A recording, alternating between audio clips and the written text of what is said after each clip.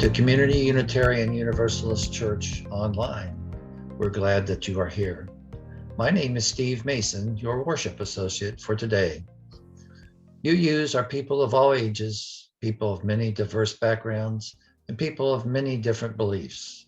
We are brave, curious doers. We create spirituality and community beyond boundaries. We share the conviction that every single person has inherent worth and dignity and deserves to be treated with kindness. Community Church also shares a mission to nourish spirits, work for justice, and transform lives. Today, we are privileged to have Reverend Scott Cooper as our guest minister. Reverend Scott is an assistant minister of congregational life at the First UU Church of Houston. Before coming to Houston, he completed a chaplaincy residency at Parkland Hospital in Dallas. He served as a sabbatical minister at his home church, the First UU Church of Dallas, and completed his ministerial internship at the UU Society of Sacramento. Scott graduated in 2016 with his Master's of Divinity degree from Bright Divinity School. The title of his sermon for today is Listening, Where and Why.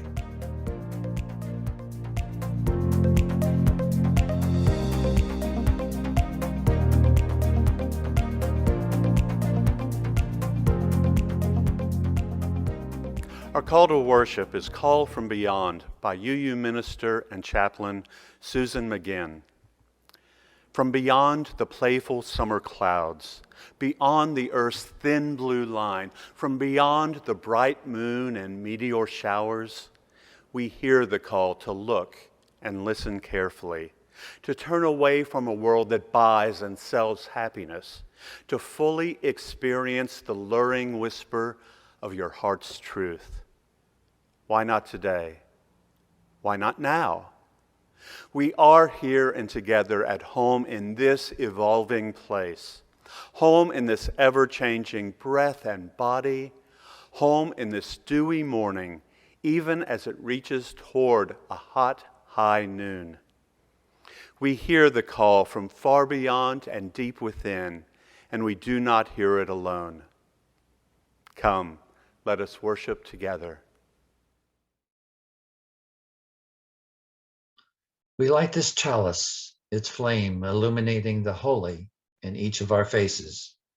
We recognize in the flame a passionate commitment to our shared faith, and we are carried from week to week in the shining of its light. This flame is mine, this flame is yours. We are brought together on this day, called to growth, called to love within its glow. What does your heart know while beholding this flame?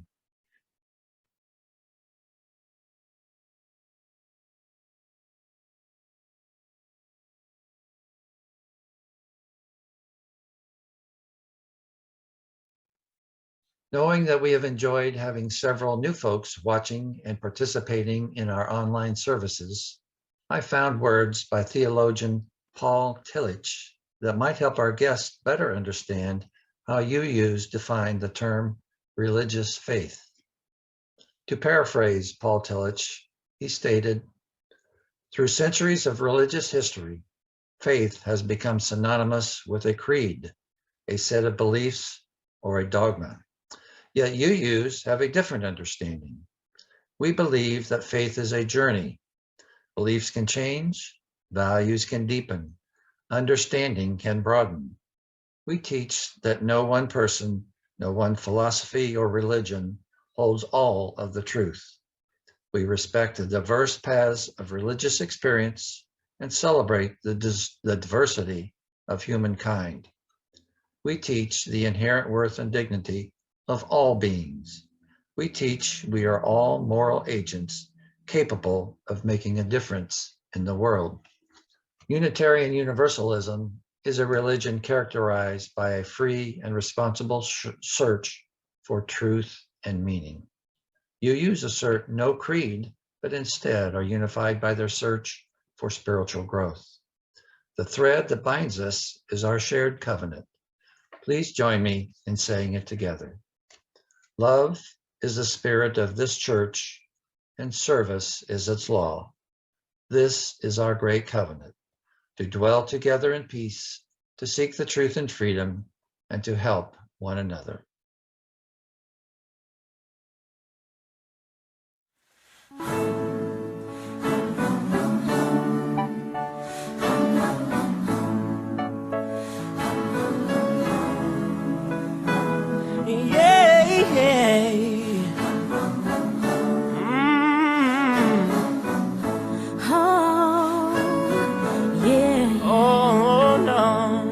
Sometimes in our lives, we all have pain, we all have sorrow. But if we are wise, we know that there's always tomorrow. Lean on me when you're not strong, and I'll be your friend. I'll help you carry on, for it won't be long till I'm gonna need somebody to lean on. Please swallow your pride. If I have things you need to borrow, for no one can feel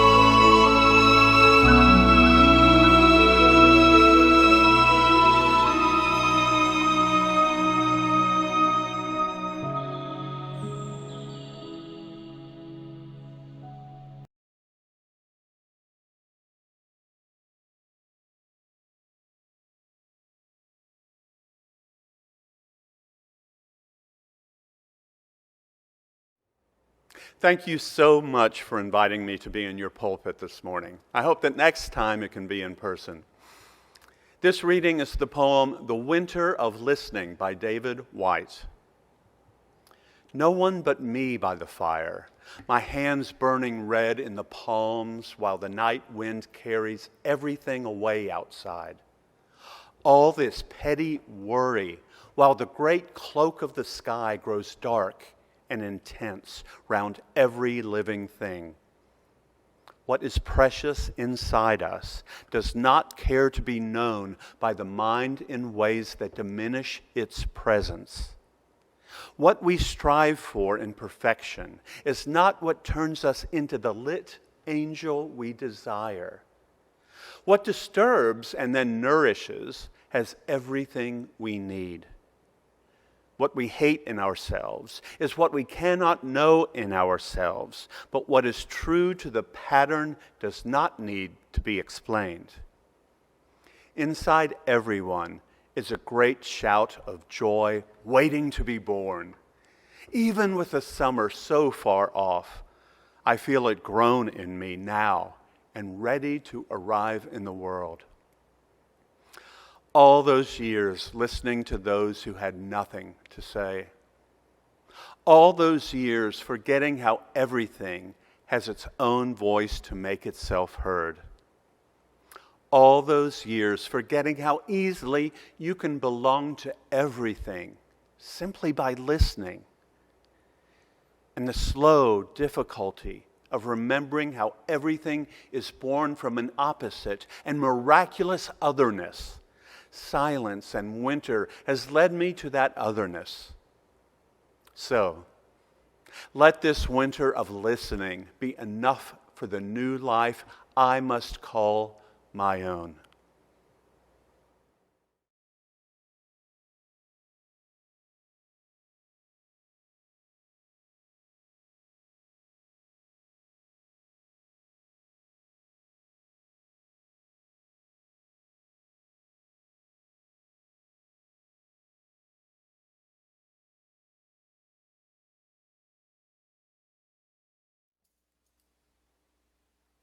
When do we really stop to listen?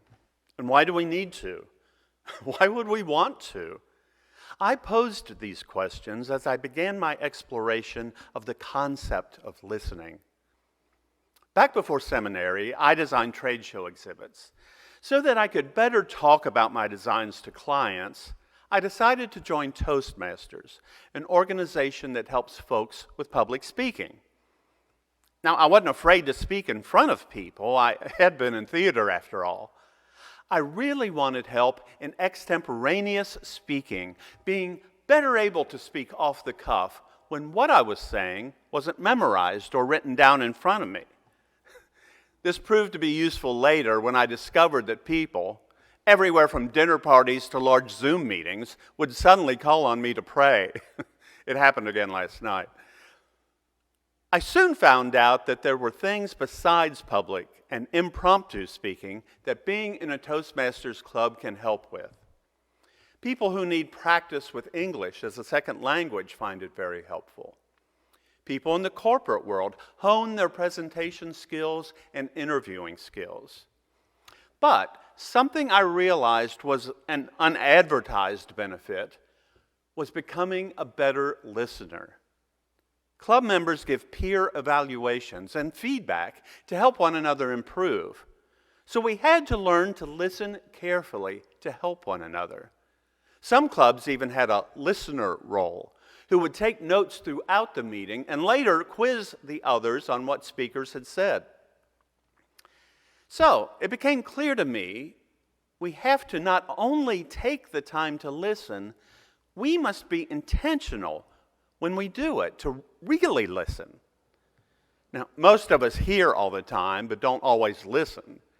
Research studies by the International Listening Association report that we spend about 45% of our time listening, but we're distracted, preoccupied, or forgetful about 75% of that time. The average attention span for adults is about 22 seconds. Immediately after listening to someone talk, we usually recall only about half of what we heard. Within a few hours, only about 20%. This doesn't bode well for my sermon making much of an impact. On the 50th World Communication Day a few years ago, Pope Francis said, "Listening is much more than simply hearing. Hearing is about receiving information, while listening is about communication and calls for closeness. Listening allows us to get things right and not simply to be passive onlookers, users, or consumers. Listening also means being able to share questions and doubts, to journey side by side, to banish all claims to absolute power, and to put our abilities and gifts at the service of the common good." Now, I've learned listening can actually be a ministry. And by that, I don't mean part of the job of a minister. I mean as in something we can all do to help one another in the world. There's a phrase you may have heard of, a ministry of presence. That's P-R-E-S-E-N-C-E, not P-R-E-S-E-N-T-S. I'm not here to preach the prosperity gospel. It's something that not only can all of us do, but I believe we are actually called to do, especially as Unitarian Universalists. It's to be there authentically for others and actually listen to them when they need us. Not listen to respond or, worse yet, to give advice, but to just listen. Not listen to be reminded of a similar thing that happened to us and tell about it, but just listen. That was one of the hardest lessons I had to learn being a hospital chaplain, to clam up and listen and just sit with the patient. I've heard it as listen with your mouth closed and your heart open. It is truly a ministry of presence, to be there for people, to journey with them when they're going through something really difficult. Learning to be a chaplain, they teach us some guidelines to be better able to listen and have the patient feel more heard. You may have heard some of these tips if you've heard someone describe active listening. First, listen with your whole body. Make eye contact and nod. Yes, that means putting away your phone. Turn toward the person speaking. If you're sitting down, lean into them. So often in the hospital, the patient was lying in bed. I would sit so our heads would be on the same level. I'd often grab the plastic bin for used gowns and sit on the closed lid. A regular chair, even when available, would put me too low. Now, as I mentioned a minute ago, don't interrupt. Don't be so anxious to talk you don't listen. Not only don't interrupt them speaking, don't jump in to interrupt the silence when they're not speaking. People get uncomfortable with pauses when no one's talking, but there's nothing wrong with you both reflecting for a moment on what has been said. And do reflect on what they've said. It even helps to repeat back a paraphrase of what they've said to make sure you have understood them and they felt heard. So, for instance, what I hear you saying is that you felt lonely since the start of the pandemic. But of course, most important is to just pay attention. Public radio host Krista Tippett tells us, listening is about being present, not just about being quiet. Look at the person you're listening to. Make eye contact and notice their body language. Don't just listen to what they're saying, but how they say it, their tone and the emotion in their voice. Another way new chaplains train to listen better is something called verbatims. Now, most of us know the word verbatim because it means word for word in exactly the same words. And that's essentially the goal of the exercise, except there's even more to it. After visiting a patient every so often, we were asked to write down, as best as we could remember it, the entire conversation, word for word. and more, stats about the patient, how we were feeling walking into the room, what the room looked like, who besides the patient we interacted with. We were also asked to write about the patient's theological, emotional, and sociocultural concerns. Of course, we interns were inclined to share those visits that went really well and put us in the best possible light. We were admittedly ashamed of our poor performances and when we made poor decisions, of which there were many. But the whole idea was to learn from these. And it was often more productive to share those visits that crashed and burned, so to speak. Our supervisor reminded us that, unlike doctors, when we made mistakes, no one died. But the most successful visits were those times we allowed ourselves to be vulnerable to the experience and the person, when we brought our authentic selves into the hospital room. The woman who became famous for studying shame and vulnerability, Brené Brown, said, "If we can share our story with someone who responds with empathy and understanding, shame can't survive." Which, of course, is what makes deep conversation difficult. We are ashamed to make ourselves vulnerable to someone else and are uncomfortable if they open themselves up to us. No wonder we avoid really stopping to listen. I began by asking, when do we really stop to listen? Well, apparently not as often as we think. If it's true, we are distracted, preoccupied, or forgetful about 75% of the time that we're listening. When I ask, but why do we need to do it? It takes intention to really listen and connect. And we have to make ourselves vulnerable. Why would we? Well, first, again quoting Brené Brown, connection is why we're here. It is what gives purpose and meaning to our lives. Next, it strikes me that our 7 Unitarian Universalist principles have listening as a thread, if not a baseline, running throughout them. For those of you new to our tradition, the principles are held as values we embrace as a guide, informing our approach to interacting with the world and one another. They are easily found on the Unitarian Universalist website, uua.org, and if we were in person, you could just open the gray hymnal, where right after the preface, both the principles and sources are found. If we accept one another and believe in compassion in human relations, we will listen to one another. A free and responsible search for truth and meaning and a goal of world community means we must listen to one another. The very definition of the democratic process means everyone's voice must be heard. If we believe in the inherent worth and dignity of every person, we should, at the very least, listen to them, which is easier in theory than in practice when a disheveled person asking for money on the street corner is talking to us. But how might a respect for the interdependent web of all existence fit in? Theologian, mystic, and civil rights leader Howard Thurman urged people to listen for the sound of the genuine.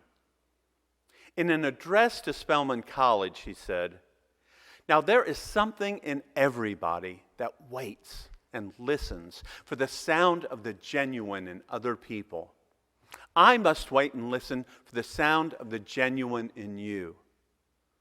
Now, if I hear the sound of the genuine in me, and if you hear the sound of the genuine in you, it is possible for me to go down in me and come up in you, so that when I look at myself through your eyes, having made that pilgrimage, I see in me what you see in me, and the wall that separates and divides will disappear, and we will become one, because the sound of the genuine makes the same music." An article titled "Spiritual Listening" tells us Spiritual listening is a non-linear experience.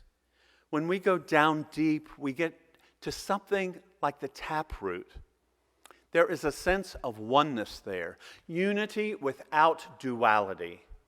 We enter into the space with our full selves, hearts, minds, bodies, souls. We begin to remember who we are. End quote. A sense of oneness there, unity without duality, the interdependent web of all existence. Authentic, genuine listening to others helps us listen to ourselves and all of the interdependent web. And I believe this is important because as Unitarian Universalists, we are most concerned with what happens now on this side of the grave, not after we die. We are concerned with creating beloved community here and now. And to do so, we take our principles to heart to listen and connect with one another. During seminary, I worked at the First Street Mission. We had a food bank with groceries for the underserved and served lunch to the unsheltered who lived on the Fort Worth streets. We had a free store of donated clothing and helped set up those starting over in a new apartment.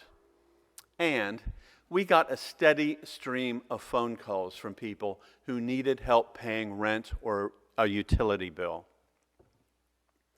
Talking to those calling was a disheartening task that volunteers didn't enjoy. We had a very small budget for such requests, and it was typically depleted early in the month. So the ministerial intern, namely me, was given the task of returning the calls to these folks in desperate straits.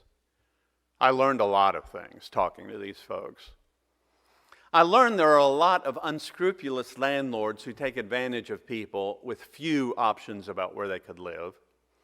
I learned that apartment complexes won't take partial payments so that they can accrue late fees. I learned that many folks can't navigate the endless phone trees and wait times by utilities who don't want to answer the phone and address customer concerns. These people were constantly dismissed and not heard. So I learned that people appreciate someone listening to them. Not just listening, but hearing what they had to say. Beforehand, I was told this would be the case, that I would be one of the few people that took the time to listen to these people. And it was true.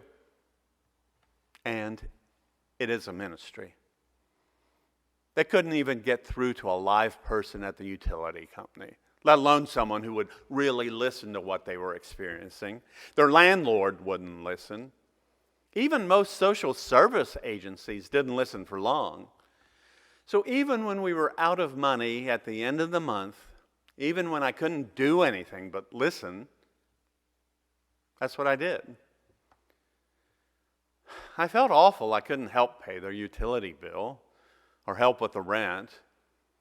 But even after I explained that I couldn't help, people would, time after time, tell me, "Thank you so much for taking the time to listen.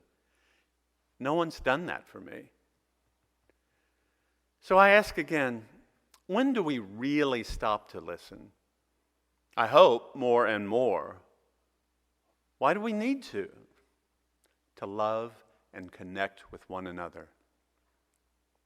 I close with the poem, "Today I Will Listen," by Marva Shand McIntosh.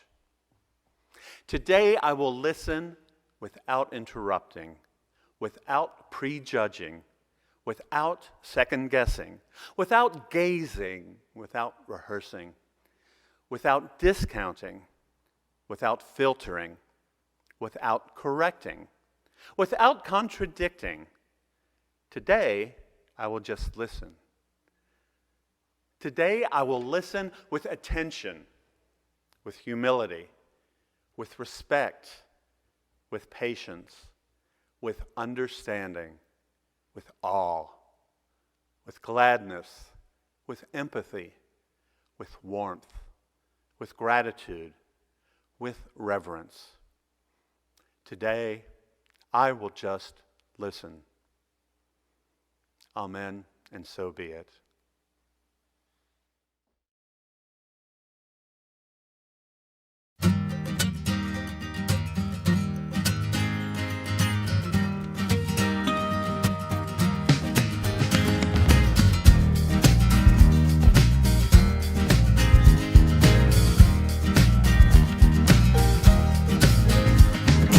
Don't you feel it growing day by day? People getting ready for the news. Some are happy, some are sad. Oh, now mama gonna let that music play.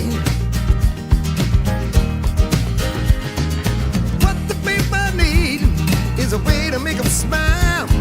That ain't so hard to do if you know how. Gotta get a message, get it on through. Oh, now mama gonna get that after a while. Whoa, whoa, listen to the music. Whoa, whoa, listen to the music. Whoa, whoa, listen to the music. All the time.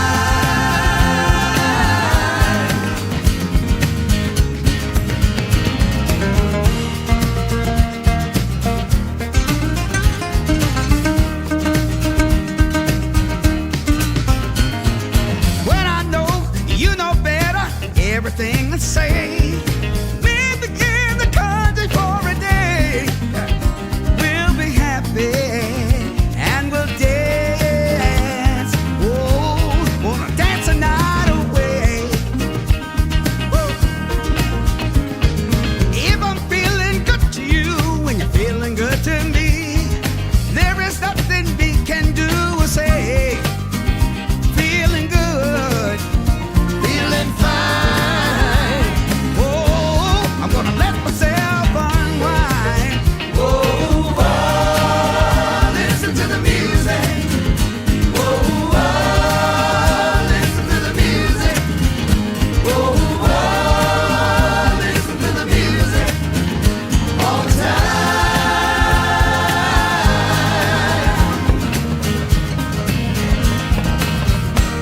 Like a lazy flowing river,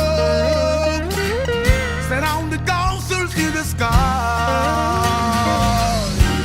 And the crowd is growing bigger. Listen to the happy sound, and I'm gonna let it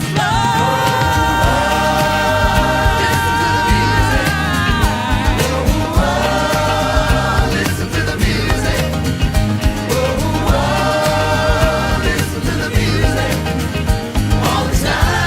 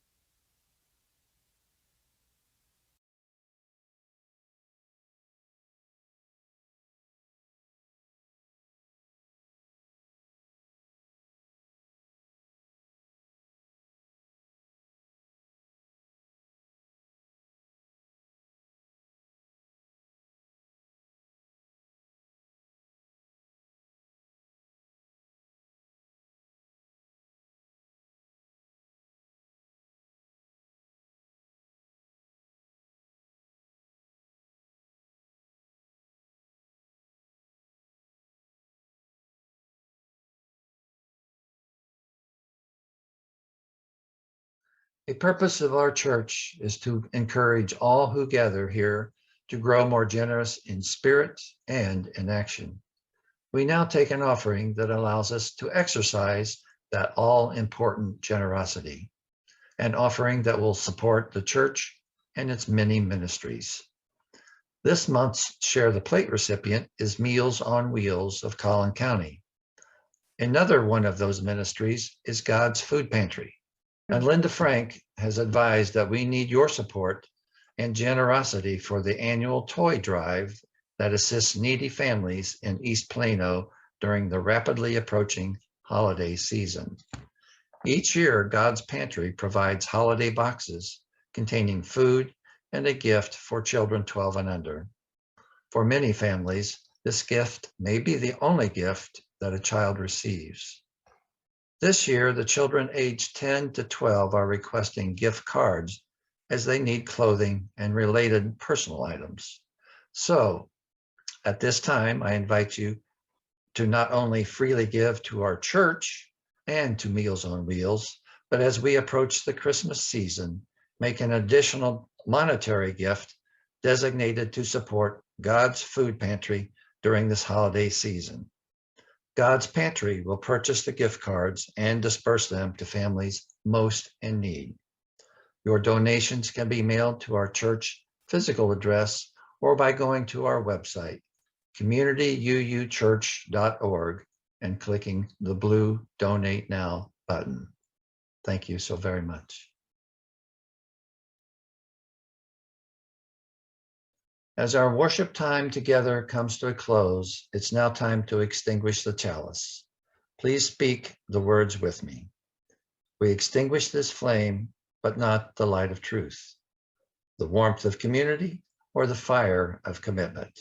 These we carry in our hearts until we are together again.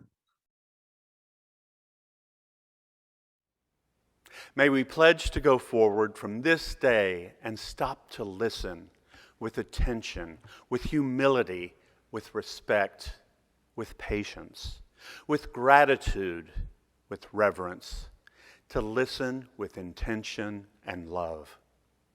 Go forth in peace.